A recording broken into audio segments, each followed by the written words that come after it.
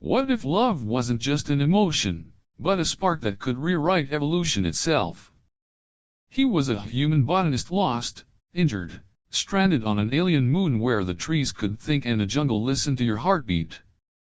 She was an 8-foot-tall alien queen bred for war, sworn to purity, and disgusted by the idea of interspecies union. They should have never touched. But something ancient had been waiting. This is the story of what bloomed when they did. Welcome to the Fire Between Stars, a cinematic sci-fi love story where biology, destiny, and rebellion collide. A story of forbidden connection, a child who was never meant to be born, and a galaxy forced to choose between extinction, or something entirely new. The sky above HFY was a burning canvas of gold and violet, split by the screaming descent of a human vessel gone rogue. Dr. Elias Wynn gripped the manual override with trembling fingers as warning lights flooded the cockpit. Alarms shrieked. Autopilot had failed minutes ago, scrambled by electromagnetic interference from the moon's dense atmosphere. The NAV systems choked on data they couldn't process. Outside, the clouds churned like living things, tendrils of storm lashing at the hull. Come on, Elias muttered, jaw clenched tight. Don't you dare fall apart now, you overpriced tin can. The shuttle's stabilizers bucked, then caught. For a moment, the descent slowed just enough for Elias to aim for what looked like a clearing. Trees, or maybe spires, glistened below like obsidian needles. The last engine gave out with a violent shudder. Impact came in waves, metal screamed, restraints dug into his chest, glass cracked but held. Then silence, broken only by the hiss of cooling systems and Elias's ragged breathing. He blinked through the cracked canopy, upside down and disoriented.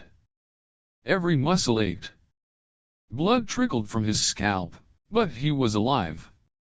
Somehow. He whispered to himself, field research. They said it'd be boring. The world outside waited, alien and luminous.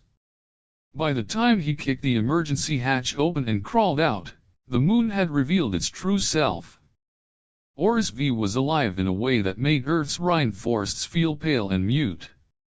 The trees here, if they were trees, twisted and pulsed with bioluminescent veins, branching high into a canopy that filtered sunlight into shifting emerald waves. Thick vines shimmered as though coated in oil. Flowers as large as dinner plates rotated slowly to follow his movement. Elias stood still, breathing heavily in his lightweight exosuit. The jungle wasn't just beautiful. It was aware. A cluster of pale blue ferns near his feet retracted as he stepped forward, their leaves curling in what looked suspiciously like fear. Somewhere in the canopy, something released a low-frequency hum. Every plant, every leaf, seemed to listen.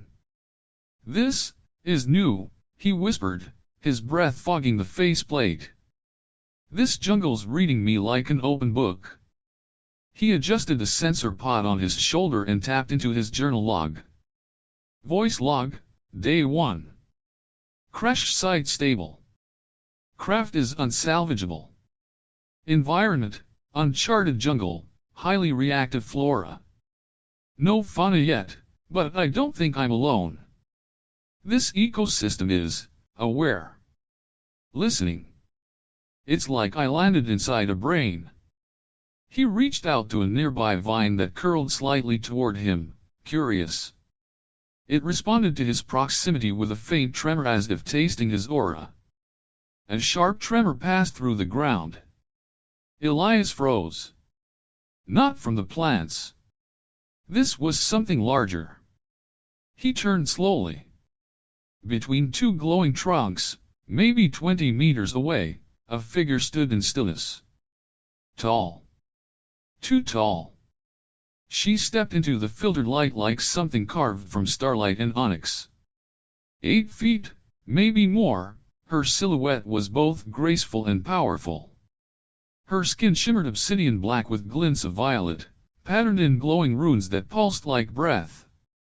Her eyes, impossible to miss, were silver fire, No mouth moved, but a voice slid into Elias's mind like silk over steel.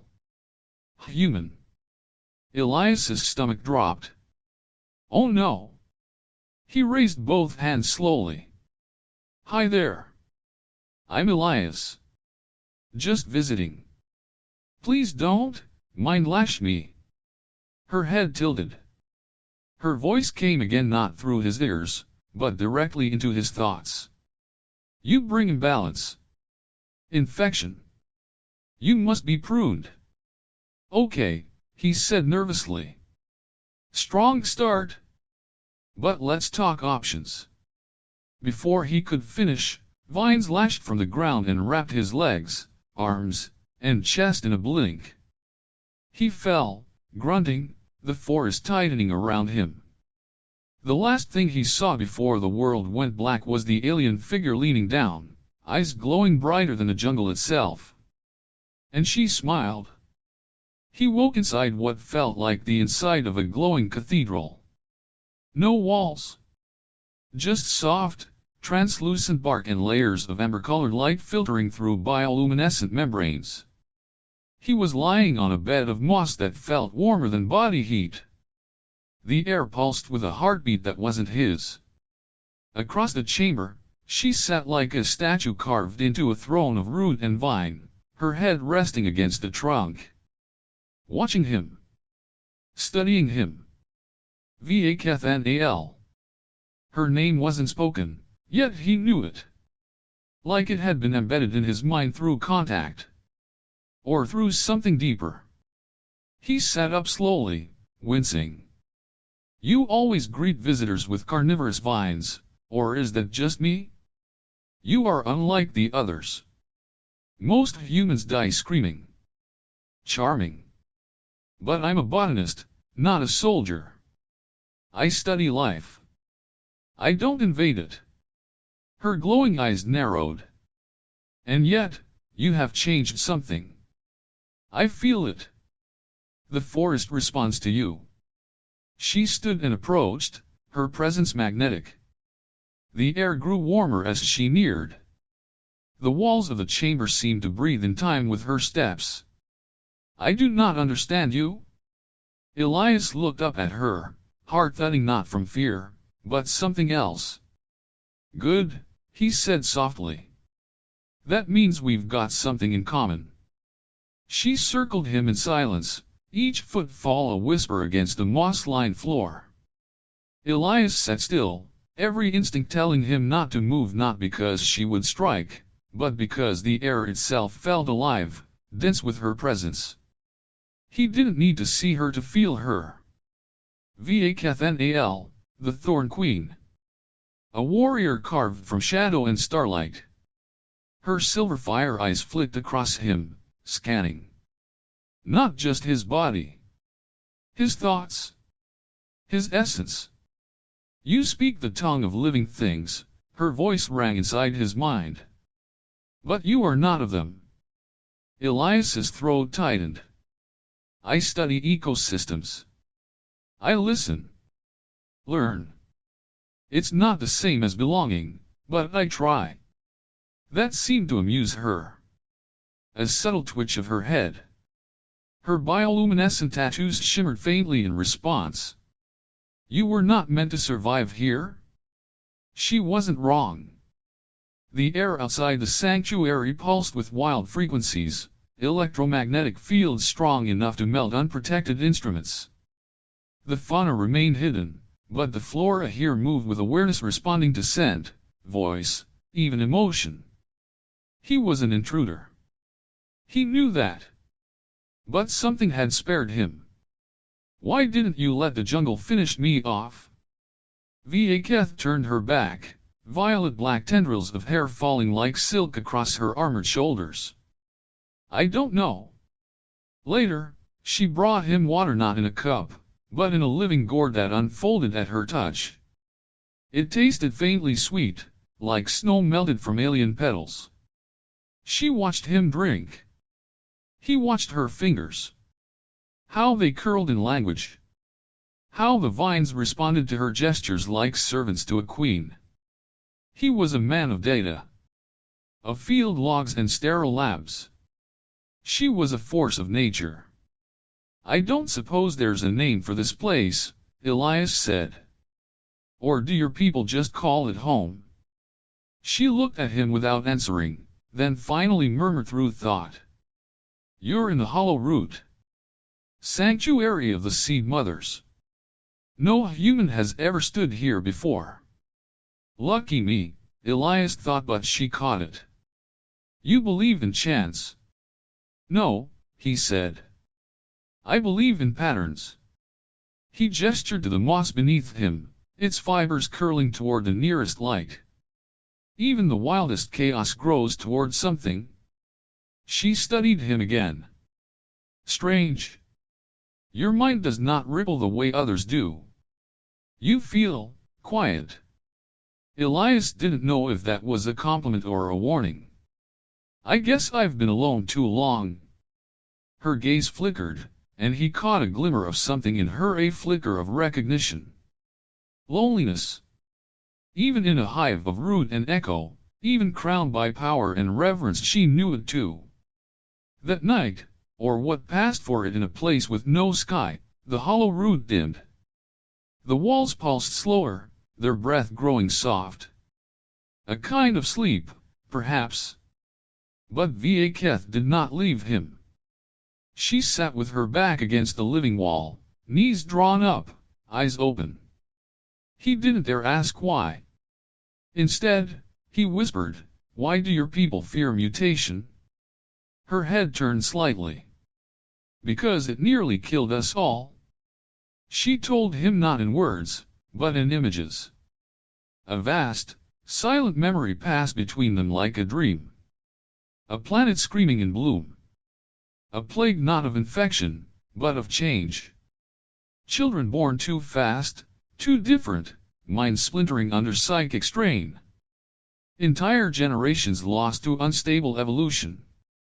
Her people sealed themselves off, bound their genes, clung to stability like a god. Adaptation, she whispered, became a curse. And Elias wept. Not out of pity. Out of understanding. Because he, too, had lost things he couldn't change. A sister who died during Earth's last great atmospheric collapse. A lover who chose the stars over him. When the memory faded, he found her watching him. She knelt beside him slowly. And with a single glowing finger, she touched the center of his forehead. The jungle around them breathed in. In that moment, their minds touched. Not deeply, not yet, but enough. He saw flashes of her childhood, a twin sister with matching tattoos.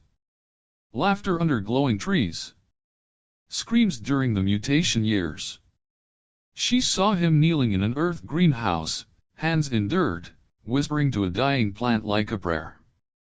Their emotions, raw and quiet, slipped between them like moonlight through leaves. She pulled back, surprised by her own act. You are dangerously open. I'd rather feel something, Elias whispered, than spend my life hiding from it. Her hand hovered in the air, not quite touching him. You speak like a seed before a storm. Then she stood, her silhouette framed by the heartbeat glow of the living chamber. Sleep, Elias Wynn. Tomorrow, we see whether this world will keep you alive. As she vanished into the folds of living wood, Elias let out a shaky breath. He wasn't afraid. He was fascinated. But something deeper had awakened beneath his skin, a spark, an ache, a sense that he hadn't just landed on Oris V. He'd been planted. And something was beginning to bloom. Elias woke to the scent of rain that hadn't fallen. The air in the hollow root had changed, wetter, denser, tinged with something floral and electric. The amber glow had paled, as if the great tree itself were holding its breath. He sat up slowly on the moss bed. His muscles ached in unfamiliar ways. Every joint tingled, like he'd grown overnight. Which made no sense. But then, nothing here did. His exosuit still functioned, but barely. Sensors blinked uncertainly. The environmental scanner refused to recognize half the compounds floating in the air. His data recorder displayed alien symbols he hadn't programmed, like the sanctuary had started to override his tools. And worse, his pulse. It didn't sync with Earth-standard human rhythms anymore. She returned without sound, as always. Va'keth emerged from a vertical slit in the wall that closed behind her like a blooming petal. Her armor was different now, sleeker, less combative. More ceremonial. The violet runes along her limbs pulsed brighter, especially where they brushed the vines around her. He noticed it immediately. The flora responded differently to her now. They bowed. Even more than before. You upgraded, Elias said carefully. You changed something, she replied, eyes narrowing. She crossed the chamber in long strides, stopping just a breath away from him. The sanctuary speaks. And it says you are not human anymore. Elias stiffened. What? Not completely. She reached for his hand. He flinched only slightly, but she caught it and turned his palm upward. Under the skin, just beneath the veins, faint green threads pulsed in rhythm with the sanctuary's glow. You absorbed the root's gift during the link, she murmured. Or maybe, it chose to gift itself. Elias stared, jaw tight. So what, I'm infected? No, she said, tone sharp. You're becoming. They called it the greenhouse prison, though no bars confined him. The living tree monitored his every breath. Its light, temperature, and internal air pressure shifted in harmony with his mood. When he became anxious, the walls contracted. When he laughed once, the moss underfoot rippled in warm tones of gold. It wasn't a prison in a traditional sense. It was worse. It was a mirror. Va'keth visited daily, often in silence. She studied him not with disdain, but with the wariness of someone watching a fire too close to dry leaves. He asked her questions about her people. About the plague. About the way her voice echoed in his skull without ever moving her lips. She gave short answers. Measured. Controlled. But then one evening, something broke.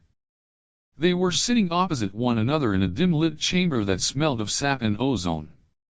Elias was sketching the leaf structure of a vine that had wrapped around his leg and refused to move. He tried to ignore how warm it felt. You always do that, Va'keth said suddenly, voice in his head like a whisper against glass. He looked up. Do what? You observe instead of act. Why? Elias leaned back on his hands, breathing in a damp air. Because my first instinct isn't violence. It should be. Survival requires force. I'm surviving just fine. He paused. I think. Va'keth rose to her full height. The light caught the curve of her neck and a shimmer of ink-black skin, making her glow like a spirit made flesh. You are surviving because the root wants you to. Then maybe it sees something you don't. She was in front of him in seconds. Not threatening, not quite. But close enough that the heat of her skin made the hairs on his arms rise. You dare presume what I see? Elias met her gaze. I don't presume anything anymore. But I do know what it feels like to be a prisoner in a place that pretends to keep you safe. That made her flinch. Barely, but he saw it. A moment passed between them. Not silence, saturation. The whole sanctuary held still, listening. I think you hate this place, he said softly. Even as you guard it. Her jaw flexed. Her eyes dimmed. You talk too much. You think too loud, he said, grinning. It's not my fault I can hear your guilt. Something cracked.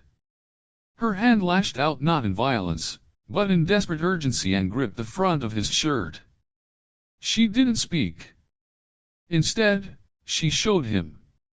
A flood of memories surged into his mind like a rising tide. A flash of her younger self screaming as her sister convulsed in bioluminescent spasms. The matriarchs chanting sterilization rites. Her people burying generations of children whose gifts became death. And then her exile. Not punishment. Assignment. She was the guardian of the hollow root not because she was trusted, but because she was tainted. Her mind had resisted purification. Her empathy had flared too strong. She'd been left to die with a sanctuary. Alone. Forgotten. Until he fell from the sky. The memory faded. Elias stood there, panting, eyes wide. Va'keth turned away, trembling. Now you know. He walked up behind her and placed a hand on her shoulder. Not in pity. Not in fear. Just presence. I think we both crashed into this place for a reason. The vines around them began to pulse again gently, curiously. The leaf on his leg unfurled and began reaching toward her. Their body temperatures were rising. Not from exertion, but from proximity. Her voice in his mind now held something warmer than fire. If this is evolution, it feels like madness. Elias stepped closer, whispering against her shoulder.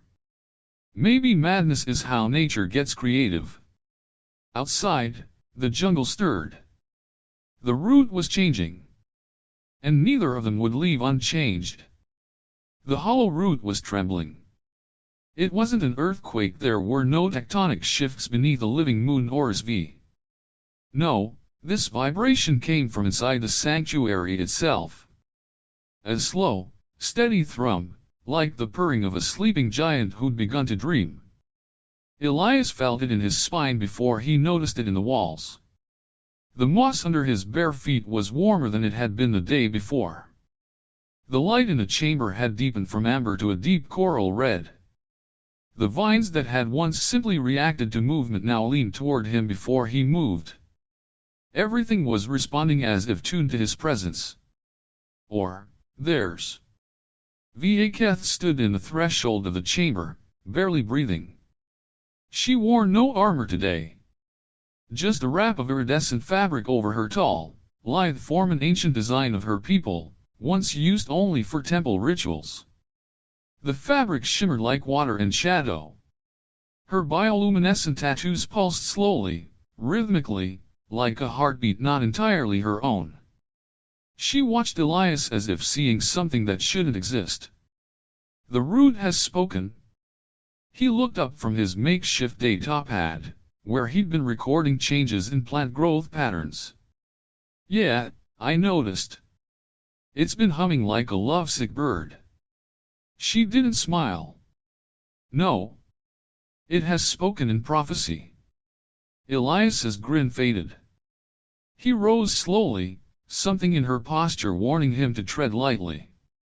What kind of prophecy? The kind we stopped believing in, after the purge.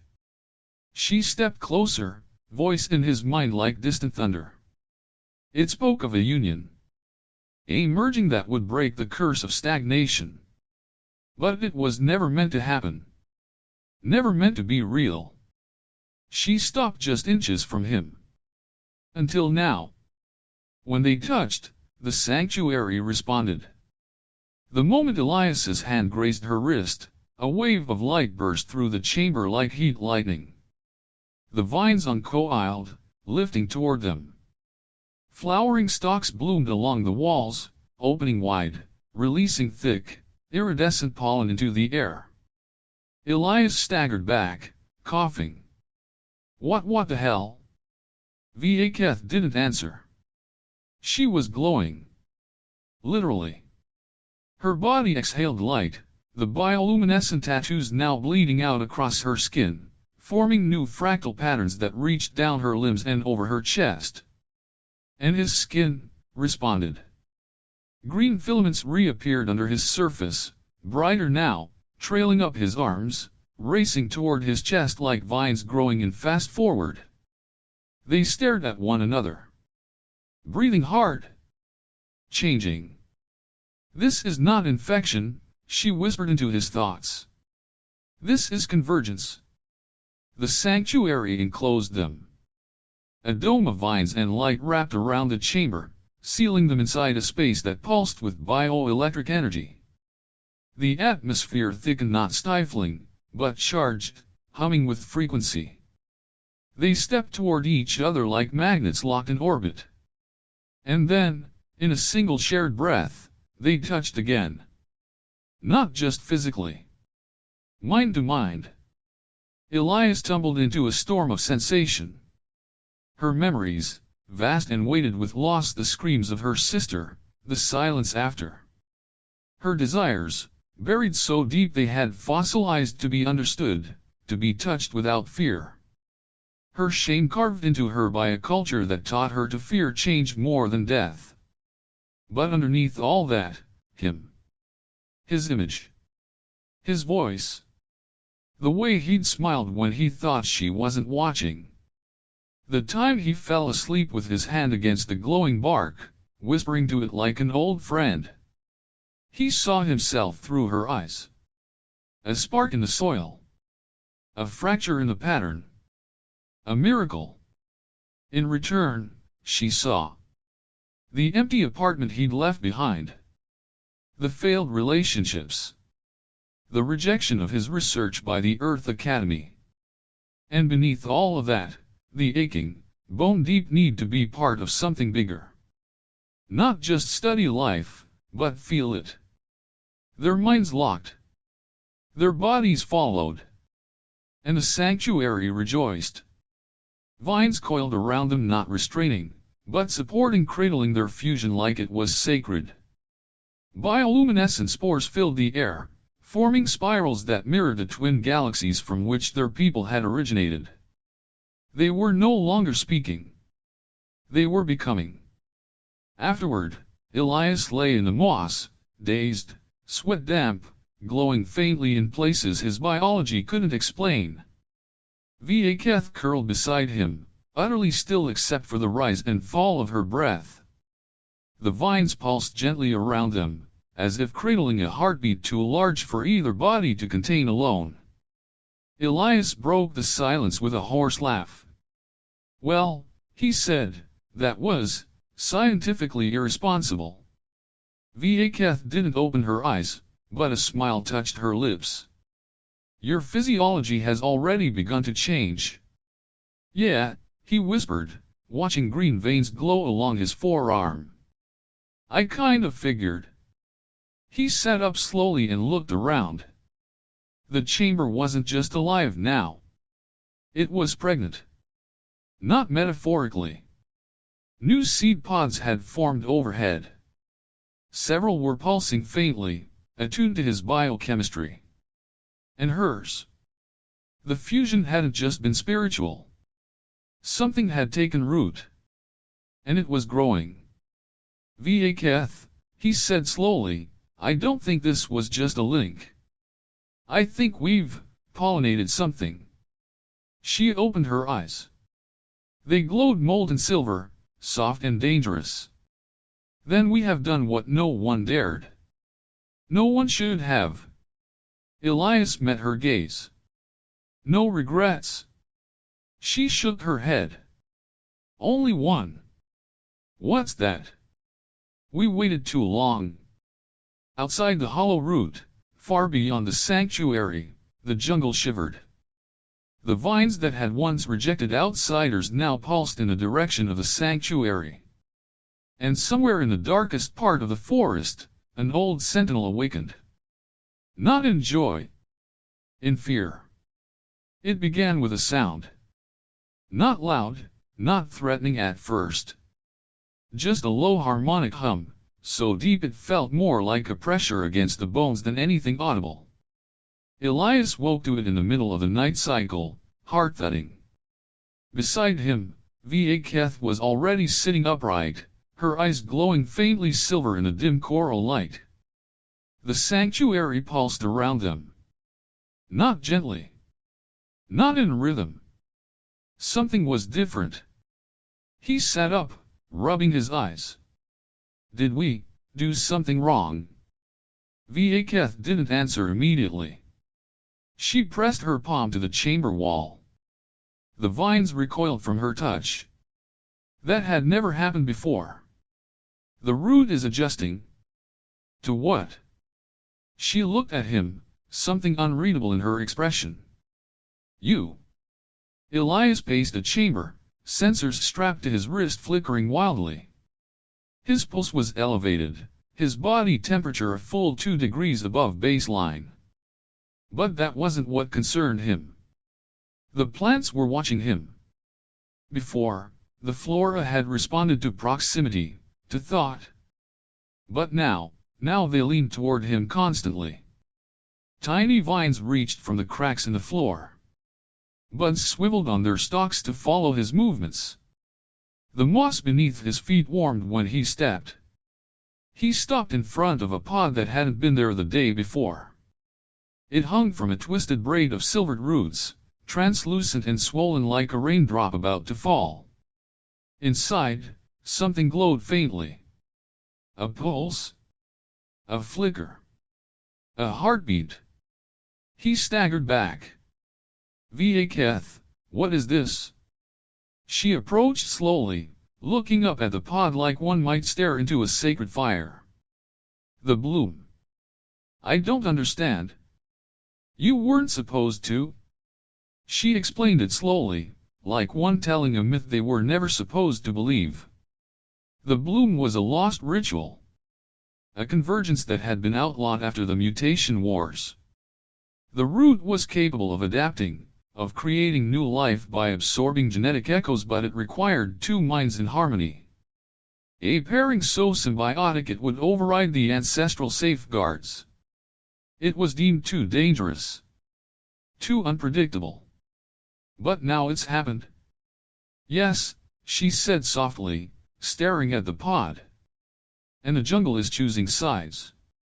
The sanctuary trembled again, stronger now. Outside, Elias could hear it, the calls of creatures moving through the under canopy. The jungle was waking up in ways it hadn't in centuries. And not all of it was friendly. Va'keth's tattoos flared bright. They are coming. Who? The Sentinels. That word carried weight. Elias swallowed. And they are not the welcoming committee? They are the genome's last defense. They purge any sign of deviation. Then we should leave.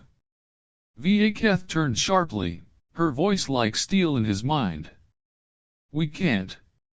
If we sever the bond now, the bloom will collapse. The child will die. His breath caught. The child. She didn't need to explain further. The pod wasn't just a genetic experiment. It was the first hybrid life form ever accepted by the root. Part human. Part Sal'ari. Part jungle. And it was alive. That night, Elias knelt before the pod, his hand pressed to the smooth membrane. It was warm, pulsing with gentle pressure, like it responded to his thoughts. Can you hear me? He whispered, not expecting an answer. The pod shimmered. A thought brushed the edge of his consciousness. Faint. Flickering. But real. He gasped. It was like a child's breath, instinctive, wordless emotion. Color and sound mixed into something primal and innocent. Va'keth watched from a distance, silent, arms crossed. She recognizes you, she said, voice almost reverent. She. The root doesn't give gender. But I can feel her. Elias swallowed a lump in his throat. A child. Born not from tradition, but from mutation. From connection. And now they would have to protect her. The jungle burned at dawn. Not with fire, but with light. Elias and Va'keth stood on a high limb that overlooked the canopy. From this vantage point, they could see it all, trees bending inward, vines recoiling, the entire biome restructuring itself to shield the hollow root. But from the west, something moved through the forest like a scar. Not walking. Gliding. Living armor, fused with bark and bone. 8-legged sentinels with no faces, only glowing cores designed to erase anything that deviated from the original code. The purifiers had arrived. "We have hours," Va'keth said. "Maybe less." Elias looked down at the pod below. "We need time. Then we fight for it." They spent the afternoon preparing not just weapons, but interfaces. Elias tapped into the root's nervous system through a vine-linked sensor grid. It was messy, unstable, but functional. The root listened to him now. It followed his emotional spikes, his instincts. With practice, he could redirect growth, bend branches, trigger defensive pollen bursts. Va'keth called it war blooming. It was a forgotten art. Together, they reawakened it. And as twilight fell, the hollow root bloomed fully, petals of light unfurling above the chamber, casting the pod in a cocoon of radiant protection. Inside, the child pulsed with rhythm. Not quite born. Not quite waiting. Just becoming. Elias sat beside Va'keth on a thick, pulsing branch overlooking their sanctuary. "You think we'll survive this?" he asked. She didn't answer immediately. "No one has ever done what we've done. No one has ever dared. But if we are to die, let it be protecting the first future worth dying for." He looked at her. Her glow. Her power. Her courage. And all he could think was, "I didn't fall. I landed where I was supposed to." Below, the pod began to glow brighter. The bloom was almost ready. And so was the war. The purifiers moved like shadows across the jungle floor. Their armor wasn't metal, it was chitin grown in gene labs long before the wars, fused with memory bark that recorded every kill. Each step they took wilted the ground behind them. Wherever they passed, the flora dimmed and retreated, leaves curling inwards like ice shut tight against pain. And they were closing in. Va'keth and Elias watched them from a camouflage perch high in the canopy. The root had shaped a nest of hanging fronds to conceal their heat signatures. Below, the jungle whispered its warnings, rustling leaves, shifting vines, rhythmic pulses of sap through branches. 6 of them, Elias whispered. Armed with biolances and neural nets. The tall ones directing the hive pattern. Va'keth's eyes flared. "That's Korvask. He trained me in purification. He will not hesitate. He won't have time to." They descended like falling leaves. Not silent but purposeful. Elias directed the root with whispered thoughts, his hands pressed to vine-threaded bark. In response, the forest stirred. Thick tendrils coiled around Purifier's ankles. Petal mines opened suddenly beneath their feet, releasing bursts of paralyzing pollen. A chorus of hissing thorns erupted along the branches. But the Purifiers adapted quickly, slicing vines with blades made of sonic-hardened bone. One fired a net upward, but the tree itself twisted away, protecting its defenders. Va'keth leapt from a high branch like a meteor wrapped in shadow and fury.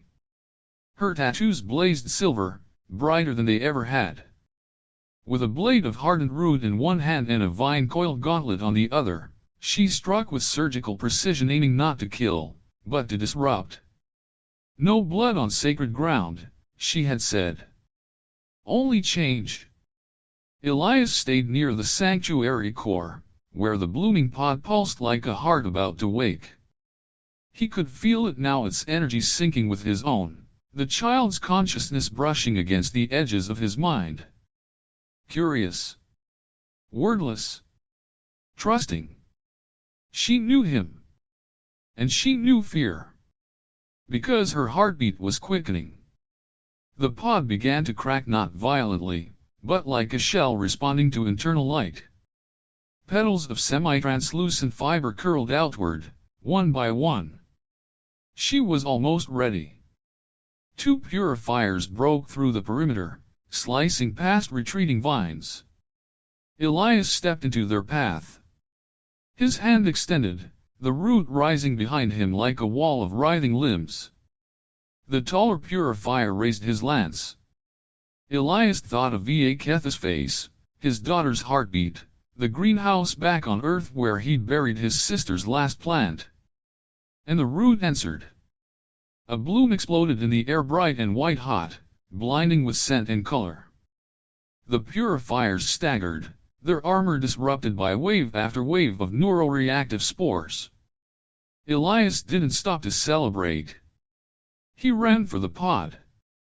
Inside the sanctuary, Va'keth was already waiting, wounded but upright, one arm pressed to her side where something had pierced her. She gritted her teeth as he entered. The child. She's coming, Elias said breathlessly. She's coming now? They turned to the pod together. Its surface glowed from within, layers of soft organic light unraveling to reveal a small figure curled inside a silhouette that pulsed with life and something more, energy that shimmered in impossible hues, as if she were made of light filtered through a dream. And then she opened her eyes. One was deep ocean blue. The other, molten silver. And the root sang. The song wasn't sound, it was vibration, scent, color, memory. It rippled through the hollow root, through the jungle, through the bodies of every sentient thing connected to the root's life force. Even the attacking purifiers faltered, their weapons lowering as the light touched them. Korvask stood outside the sanctuary chamber, caught mid-strike. He stared through the glowing membrane at the child. At what she was. Abomination, he whispered. No, Va'keth said, standing between them, her wound still bleeding, her voice steady. She is the cure? Kor hesitated. Just for a moment. Then he charged. And Elias, who had never been a soldier, never wanted to be anything but a quiet man in a garden, stepped forward. He didn't lift a weapon. He reached. The child's light burst outward. A psychic flare that washed through Elias's hands like lightning, but instead of burning, it grew.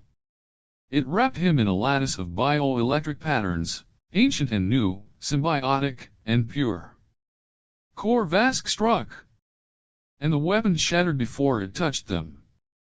The force threw Kor back into the wall of vines, which gently caught him like an annoyed parent catching a misbehaving child. The root had chosen. And it had chosen to protect its future. Va'keth fell to her knees. Not in pain. In awe. The child hovered slightly above the ground, cradled by petals and light. She turned to them, not confused, not afraid, but aware. As if she understood. Elias stepped closer, his throat thick with emotion. Hi, he whispered. You're here. She smiled her first. And the jungle bloomed.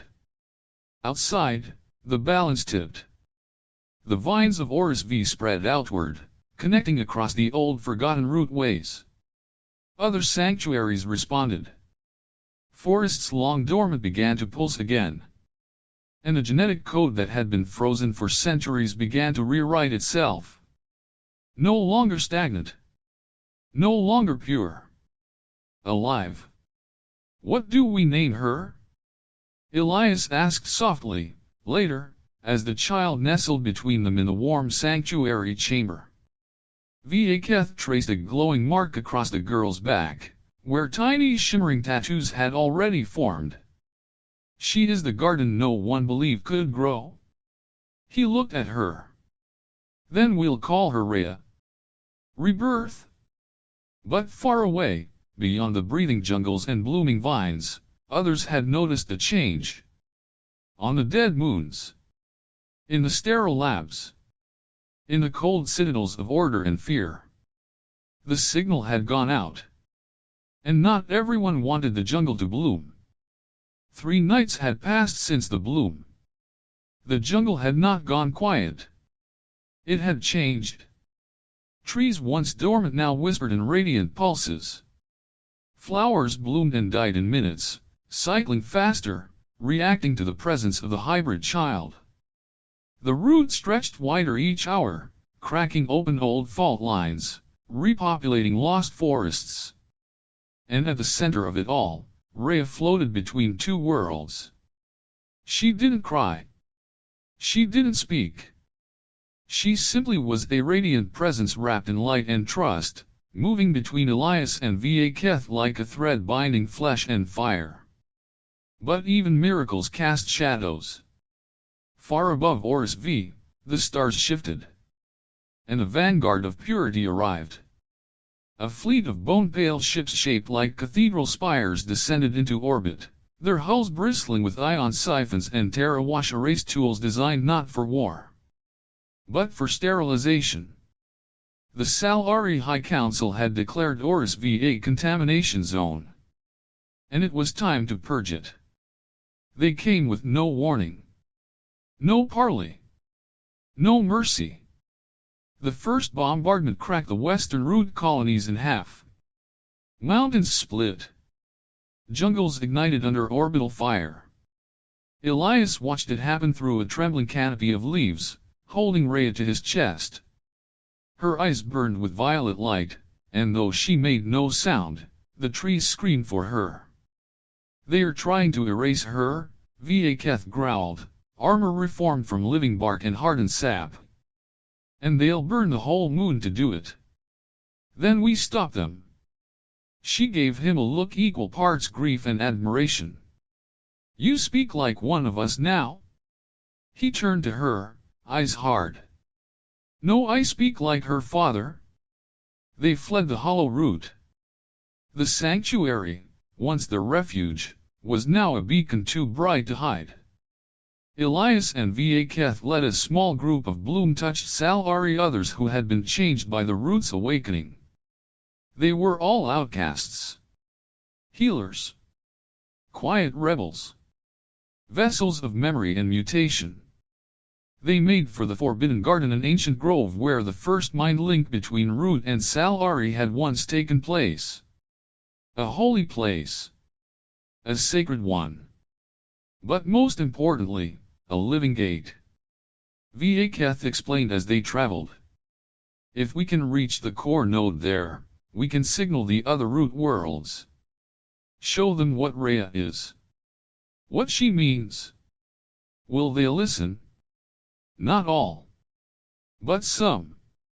Enough." Elias held Rhea tighter, her tiny hands glowing against his skin. "She shouldn't have to be a message," he whispered. "She's just a child." Va'keth looked ahead. "She's never been just a child." The vanguard struck again. By the time they reached the outer edge of the Forbidden Garden, the air above them was torn with lightning. Ships darkened the sky unmanned, faceless, programmed to erase anomaly on contact. A line of vanguard soldiers waited at the grove's edge, their armor sleek, bearing the sigils of the Council's elite, the Purity Division. And at their head stood a figure Elias recognized from Va'keth's memories. "High Commander Zereth," she muttered. "The original purifier. The architect of the culling." Zereth removed his helmet slowly. He was older than she remembered, but his eyes burned with the same fire. The kind that mistook fear for faith. "You brought it into being," he said, his voice echoing unnaturally. "The root-born heresy?" Elias stepped forward, Rhea glowing against his chest. She's alive. That's all. She didn't choose to be born. Her existence is the choice. And it must be unmade. Va'keth snarled, voice cracking like thunder in their minds. You would kill a child to protect your fear? I would kill 1,000 to protect our species. Behind him, soldiers raised their sterilizers. Va'keth turned to Elias, eyes gleaming silver. Get to the core. I'll hold them. No. Go. But Rhea reached out her tiny hand outstretched. And the jungle obeyed her. Vines erupted from the ground like a tidal wave. Flowers bloomed mid-air and detonated in bursts of pheromone fog. Trees bent their limbs and struck with thunderous force. The jungle fought not like an animal, but like a mother. The vanguard soldiers faltered, unprepared for this level of resistance. Va'keth led the charge, her armor becoming part of the root itself, her voice a weapon, her body a myth made real. Elias ran for the center of the grove, holding Rhea like a sacred flame. The core bloom pulsed in the center of the forbidden garden, an ancient flower the size of a cathedral, its petals closed for centuries. But as Elias approached, Rhea lifted her hand. And the petals opened. Inside, a hollow of light, woven from the DNA of every plant, every memory, every song the jungle had ever sung. Elias stepped inside. Rhea floated from his arms into the bloom. She pulsed once, then vanished into light. All across the root-linked worlds, signals activated. Dreamers stirred. Exiles wept. The jungles of distant moons bloomed at once. And in laboratories and palaces, the unthinkable happened. The root began to rewrite the Sal'ari genome. Not forcefully. Not cruelly. Gently. Zareth saw it too late. His ship's systems corrupted. His armor peeled open. He collapsed to his knees in the roots of the forbidden garden, light crawling over his skin, rewriting him. What is this? He gasped. Va'keth approached, blood on her lips, breath ragged. It's mercy. An evolution. Rhea reappeared in Elias's arms. Sleeping. Whole. Changed.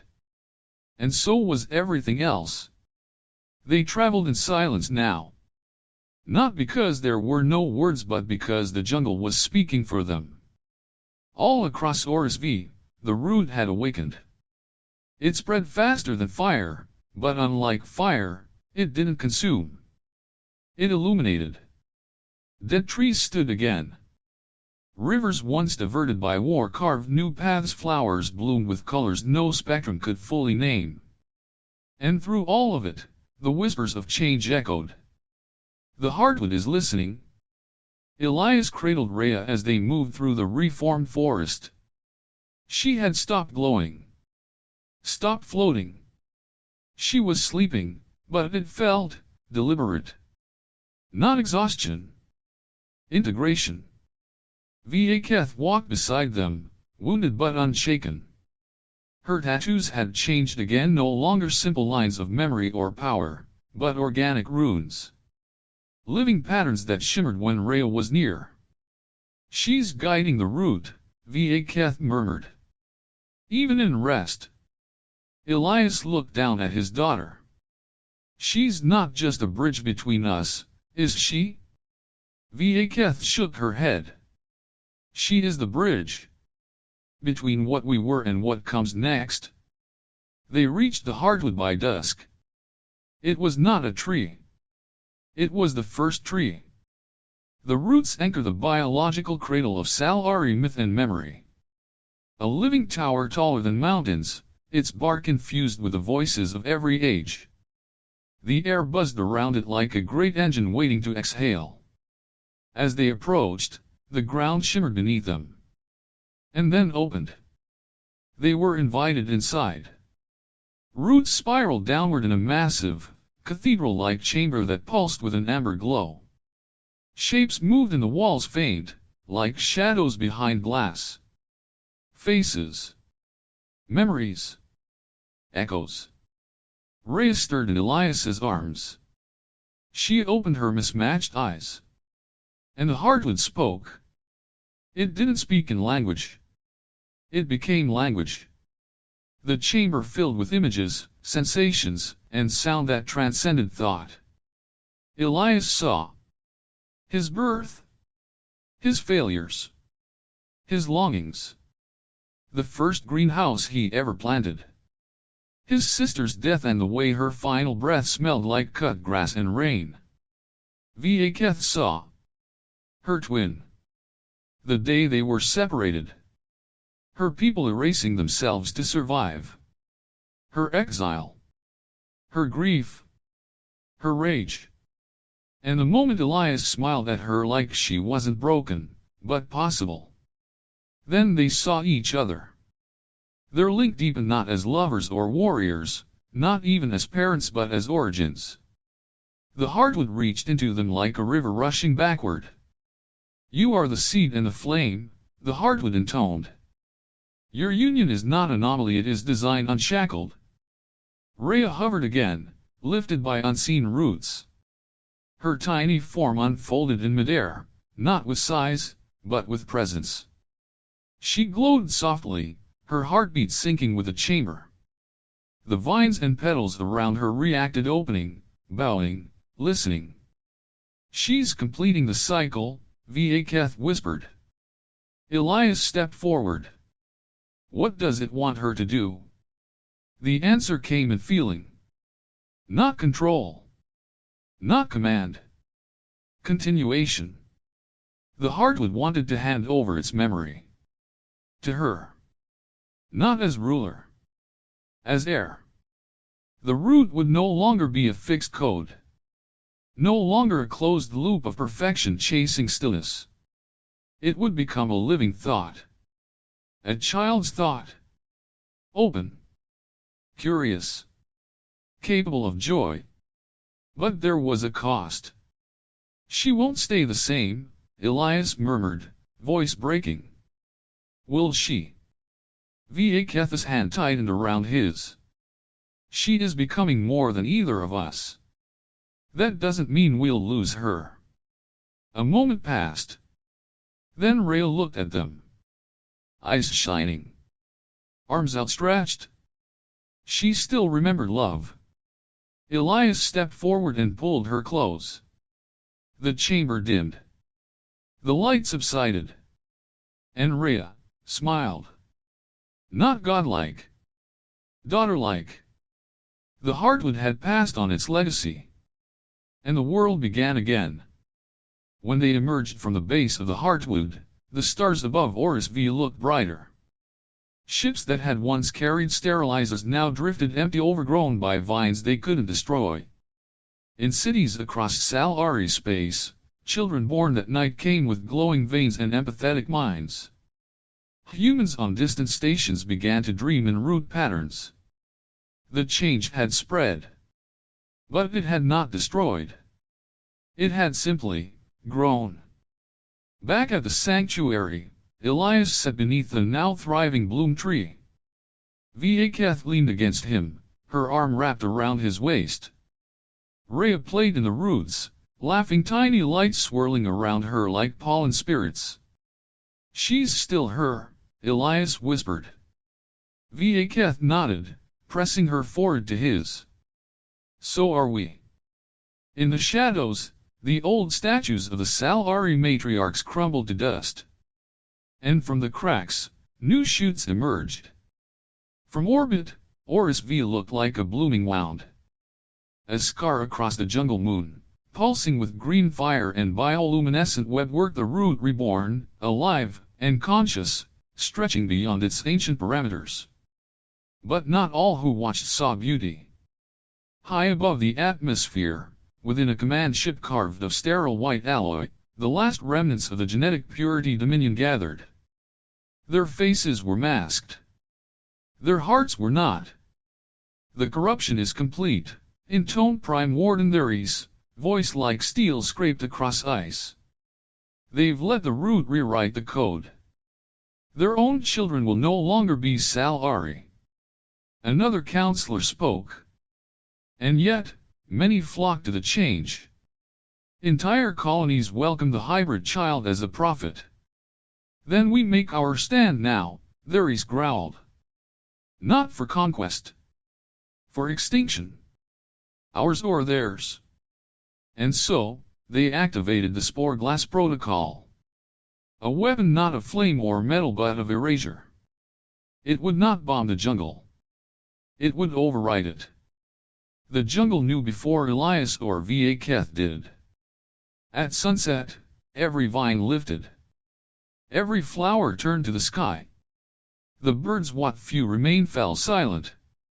And the root began to withdraw, coiling its tips into knots of warning. Elias stepped outside their woven shelter, holding Rhea in one arm. She was awake. Fully. And silent. She reached toward the sky and said a single word, her first spoken word since her birth. Burn. He looked up. And saw the ships falling. Va'keth was already in motion, her body wrapped in new armor grown directly from the root's flesh. Her tattoos shone like comets, and her eyes held no fear, only purpose. They mean to erase the genome, she said. To burn the bloom from existence. Elias turned, chest tight.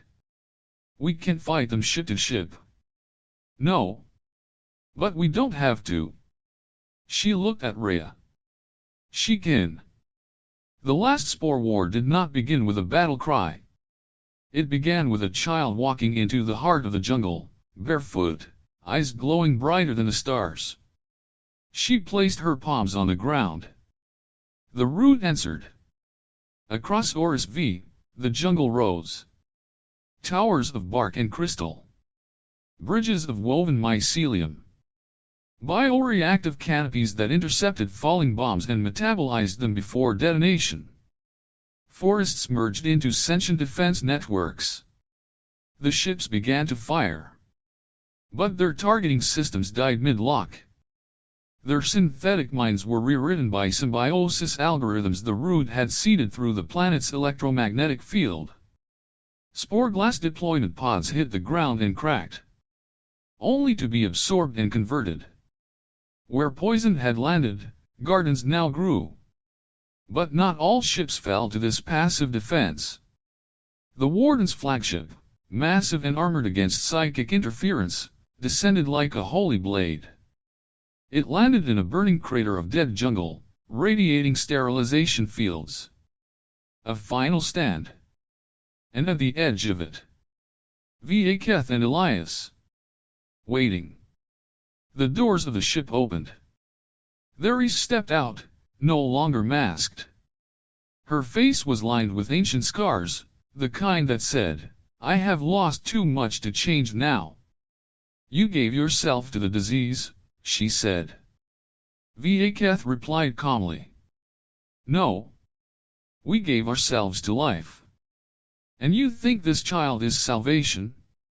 Elias stepped forward, holding Rhea now wrapped in living light, her expression unreadable. She's not a savior. She's a choice. Theres sneered. Then make yours. She raised a device. A quantum destabilizer. And Rhea blinked. The device crumbled to dust. And the Warden began to weep. Not in pain. In release. Rhea walked forward and placed her palm on Theres' chest. Light passed between them. The elder woman dropped to her knees. It's beautiful, she whispered. It's not wrong. And the war ended. Not with fire. But with acceptance. The Dominion fleet retreated, not because they were beaten. But because the future no longer belonged to them. Later, in the calm that followed, Elias stood at the edge of the reborn grove. Va'keth beside him. Rhea asleep on a bed of moss that shimmered with starlight. What happens now? He asked. Va'keth tilted her head. We grow. The jungle had gone quiet again. But this time, it wasn't fear. It was breath. A stillness so complete, so alive, it felt like the entire moon was holding its heart in open hands, waiting for the next beat. And then Rhea laughed. The birds answered. The vines unfurled. The clouds shifted like silk overhead. The entire root world sang back. 3 weeks had passed since the Spore War. The ships had left. The Dominion had disbanded. And ORSV had become the center of something new, not an empire, not a nation, but a living alliance. They called it the Simian Pact. No borders. No hierarchies. Just shared breath. In the rebuilt sanctuary, now known as the First Grove, Elias stood in a circle of glowing bark, his hand resting on a pulsing crystal podium. He was clean-shaven, sleepless, and completely at peace. The circle was filled with beings from across known space. Humans. Sal'ari. Even root-born entities grown from sentient spores. None of them wore rank. All of them wore wonder. Rhea sat cross-legged in the center, eyes closed, small hands resting on soil. From her palms, vines bloomed in real time, spiraling, splitting, evolving, each leaf different from the last. She's not just the future, Elias said quietly. She is the method. The seed of unity. And your daughter, a Sal'ari elder murmured, awed. That makes you. Elias smiled. A very, very confused dad. Laughter rippled through the chamber like pollen caught in sunlight. Later, he found Va'keth waiting in their shared dwelling, grown into a vast canopy tree, high above the grove. She stood barefoot on the balcony, her warrior's posture softened, her crown of thorns replaced with flowering leaves that pulsed with the jungle's rhythm. Elias wrapped his arms around her from behind, resting his chin against her back. They want us to go to the other root worlds, he said. Speak. Help them begin. Will we? He nodded. With her. With you. Always. She turned and kissed him, slow, deliberate, with a pressure that said, we were impossible, and we're still here. You're not afraid anymore, she murmured. Of the jungle? Of change? He grinned. Nah. I married both. They left that night. A living ship, grown from root wood and integrated with Sal'ari and human tech, lifted off the surface without flame. It rose like a petal opening. On board, the family. And the future. As they sailed between stars, Rhea stood at the prow of the vessel, her eyes glowing, her smile quiet. Wherever she passed, ancient seeds awoke. Worlds once abandoned stirred in their sleep. And people of all kinds felt something they had forgotten how to feel. Hope. Final log, Dr. Elias Wynn. When I crashed on ORSV, I thought I was alone. Lost. Dying. But I had to crash to plant something. Not in the soil. In me. And when I bloomed, I found her. Now we bloom together. Now we go beyond. They laughed at the idea of a human and an alien queen falling in love. They feared the birth of a hybrid child. But in the end, it wasn't war or purity that shaped the future, it was intimacy. It was defiance. It was love. So now the question is yours. If love has the power to change evolution, would you fight to protect the old world? Or dare to bloom into something new? Let us know in the comments, and if this story stayed with you, don't forget to subscribe for more emotionally driven sci-fi that speaks to the heart, not just the stars. This was The Fire Between Stars. and the bloom has only just begun.